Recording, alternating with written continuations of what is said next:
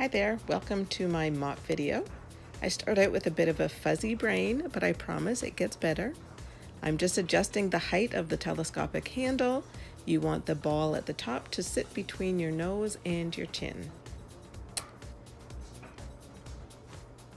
Then I realize, oops, I am going to clean the entry mat first. So I take off the dry mop pad and I replace it with the rubber broom attachment.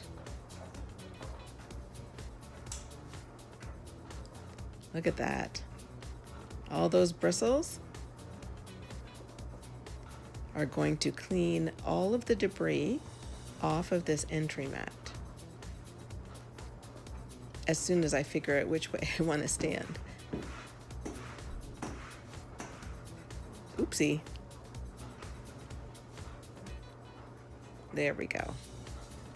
That's better.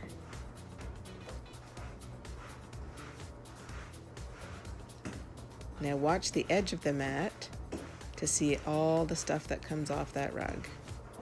When you don't feel like getting the vacuum out, this is so much easier.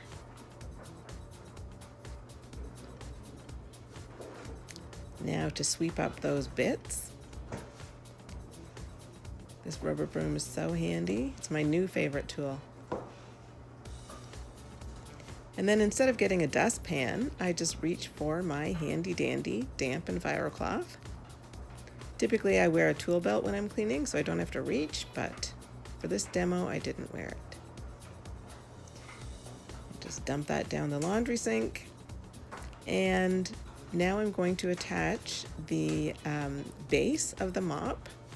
As you can see, it's got two wide Velcro bands. And then the dry mop pad,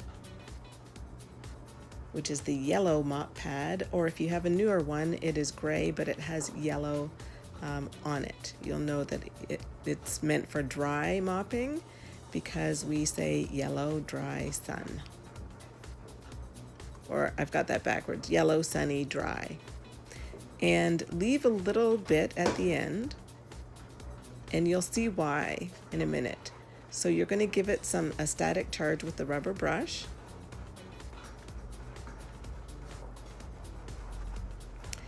And that allows dust to adhere to it like a magnet.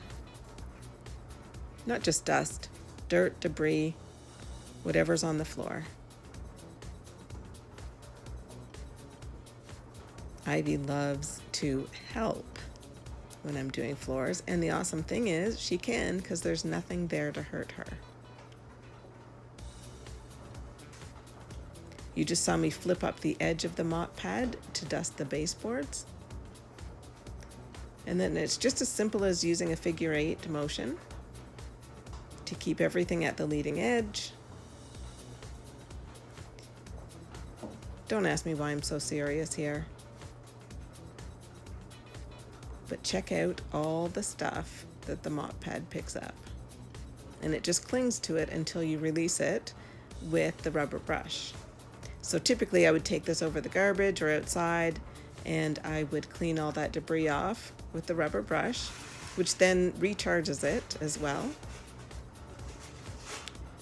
So let's get rid of that because now we are going to wet mop the floor.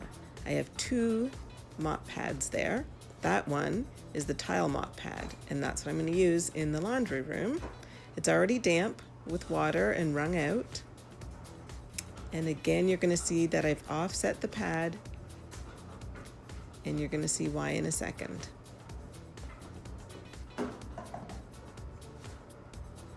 Oops, I must have missed a bit there.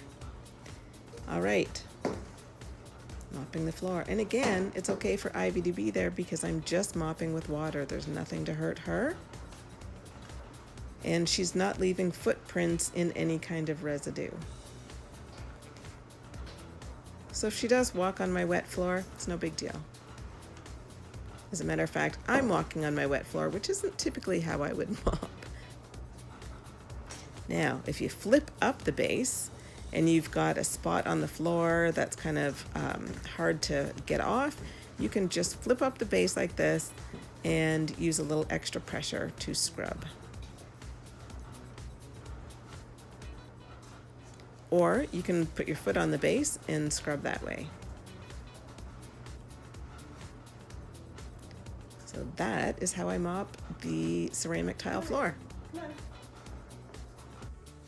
Okay, so now we've moved on to the hardwood floors. First, we're going to dry mop with the yellow pad.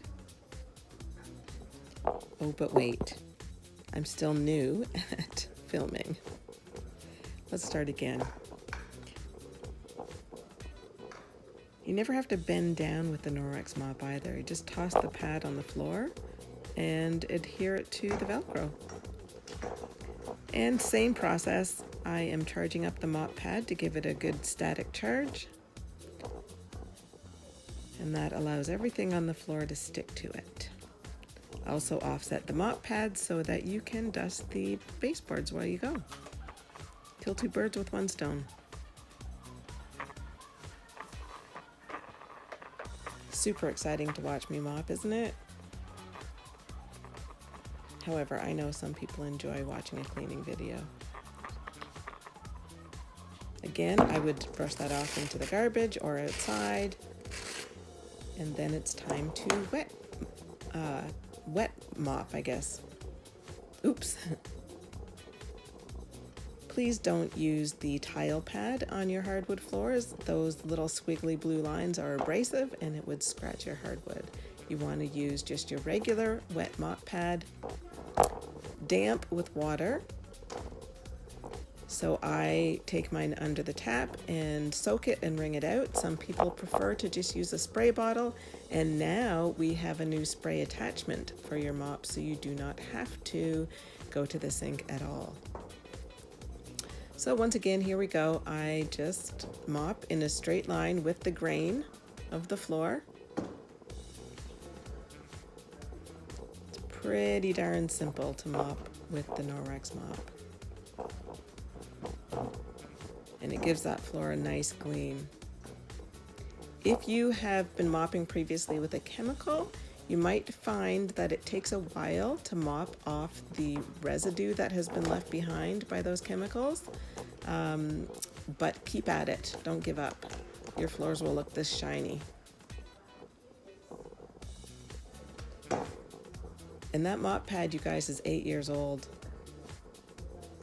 It's just that simple.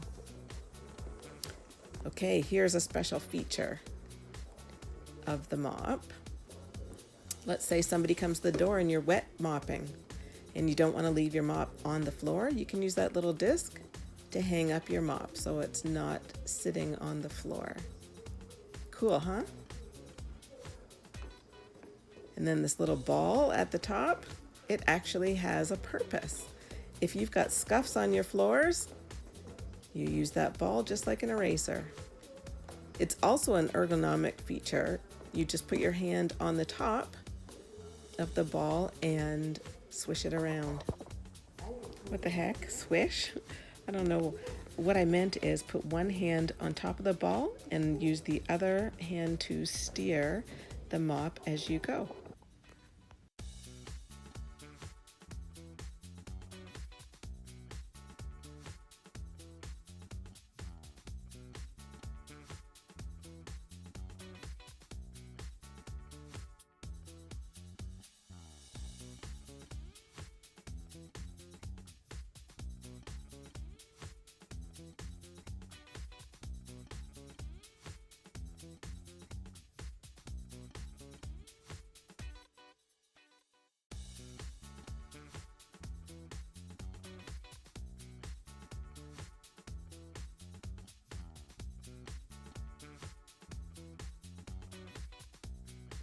Thanks so much for watching. If you don't already have your own dedicated Norwex consultant, I would love to help. I'm also looking for business partners to help me educate families on how they can create their own safe havens with Norwex products.